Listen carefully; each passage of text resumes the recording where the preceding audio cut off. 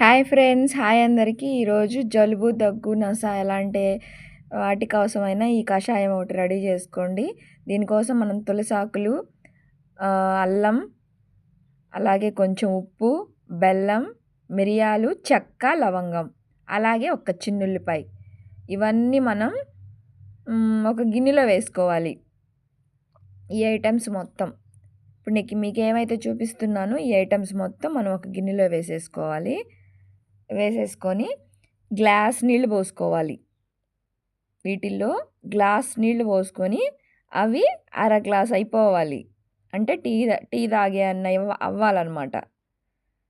కొంచెం వేసేసుకొని బాగా మరగబెట్టుకొని అవి మనం వడకట్టుకోవాలి. చూసారా, నేను వడకడుతున్నాను చూడండి.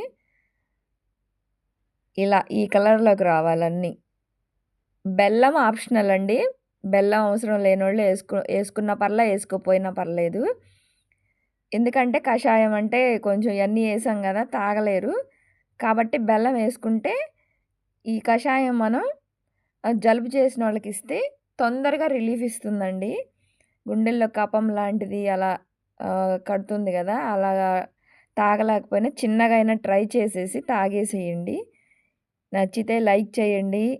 ఇలాంటి వీడియోస్ కోసం సబ్స్క్రైబ్ చేయండి. Thank you.